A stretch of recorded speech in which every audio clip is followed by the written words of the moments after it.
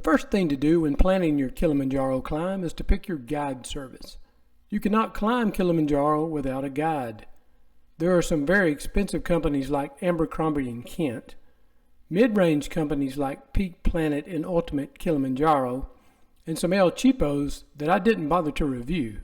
I know Rhonda will find that hard to believe, but her safety was more important to me than saving a couple of bucks. After much research and Googling, I settled on Ultimate Kilimanjaro for our climb. The next step was to pick the route to take to the summit. Based on our fitness levels and personal schedules, we chose the Machami route, also known as the Whiskey route. This trail is considered difficult, steep, and challenging, but full of scenic beauty. The hike will be 6 days to the summit and a day and a half coming down. Our next step was to ensure that we received the required vaccinations. So here we go, down I-10. We left Baldwin County this morning, headed to Covington, Louisiana, where we are going to get our shots, whoopee, for our trip to climb Mount Kilimanjaro in Africa. So That's exciting. Right. Yep, we're going to Passport Health Services in Covington, Louisiana.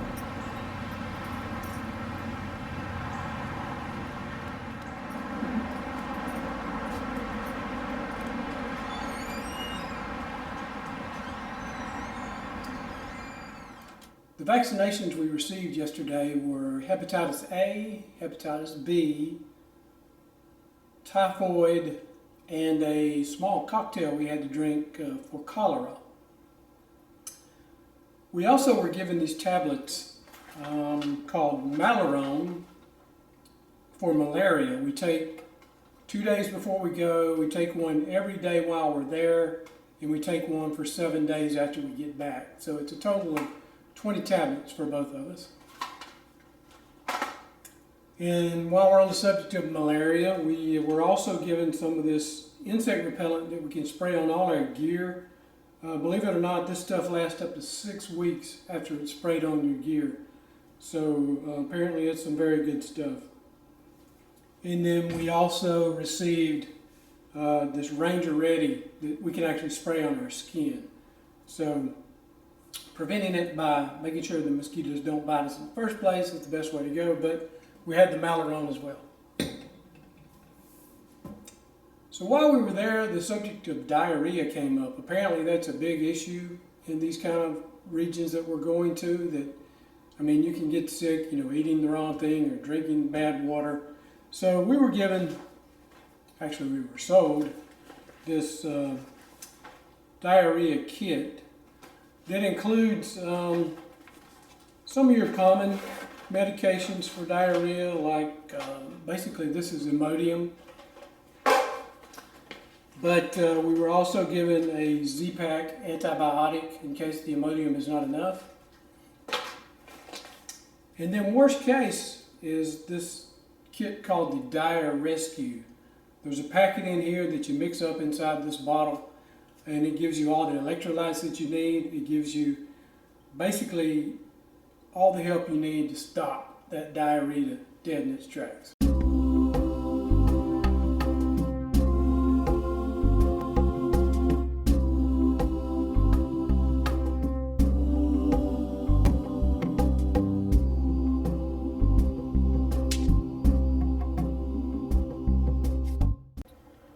So here we are, still about 3 weeks out from starting our trip. We've taken the checklist from Ultimate Kilimanjaro, and we're going down the list and seeing if we have any shortages.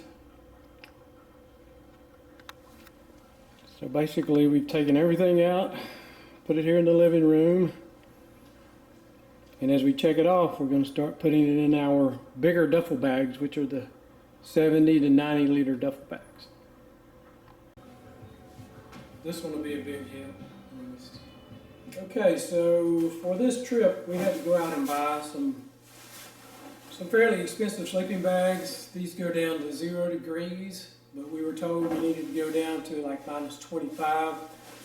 But that's a bag you probably wouldn't use too often, so we bought the 0 degree bags, and we bought these liners that gives you another 25 degrees of comfort. So basically we can go to minus 25 degrees and still be fairly comfortable. But the bag comes in, you can see it's really big, really bulky, so we're going to have to tighten that up a little bit.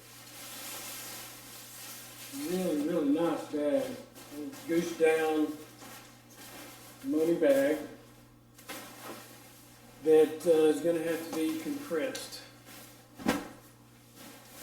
So we also bought this compression sack that'll get this bag down to about the size of a football. Pretty color you picked up.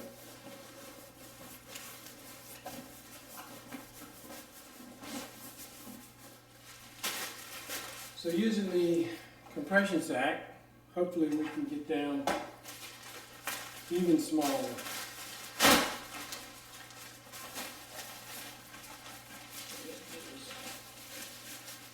And this is where the magic happens. We went from that giant bag down to this. So on top of the sleeping bag and the liner, we also have these mattresses that we're going to be sleeping on top of. This thing has an R value of 5.1, which will get us down about another 10 degrees. So we should be around minus 35 with no issues at all. Okay, so the Ultimate Kilimanjaro company recommended that we have two bags, one being a duffel bag from 70 to 90 liters, and another being a day pack, 30 to 35 liters. Well, the porters are going to carry the big bag, which I have here. I chose the 90-liter bag from REI, and I basically have it full of everything that the porter's going to carry every day. Well, one of the rules is this bag cannot weigh any more than 33 pounds. So I've got it pretty much fully loaded, so now we're going to see how much it weighs. Got our handy dandy bathroom scales, and there we go. 26.6 pounds, so we should be good to go.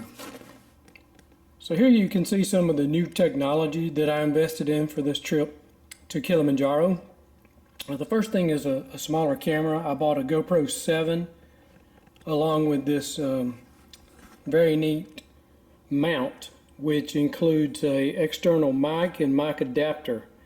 The main reason I got this camera was because of battery capacity. It gets really cold up there, and I didn't want to have to worry about not having power available. So I also bought this charger where I can charge up 3 GoPro batteries at one time. And what's neat about this is it's USB chargeable.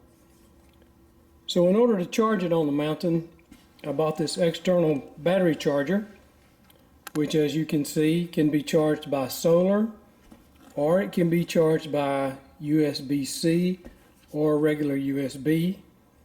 It also has a flashlight built into it, and the battery power indicator on the back. And what is neat about this guy is it has approximately 92.5 watt-hour capacity, which should charge everything that we have. So we actually bought 2 of these, one for me and one for the client. We can mount these on our backpack with this little strap that you see here, and they can be charging as we're climbing the mountain all day. And then also I bought some extra memory cards so that we won't miss a minute up on the mountain. Getting to Kilimanjaro in a COVID-19 world has not been easy. I rescheduled our flights 3 times due to flight cancellations and changing country-specific COVID regulations. We will fly from Pensacola to Atlanta. From there, it's an overnight flight across the Atlantic to Amsterdam. From Amsterdam, it's another 8.5 hours to Kilimanjaro Airport in Tanzania.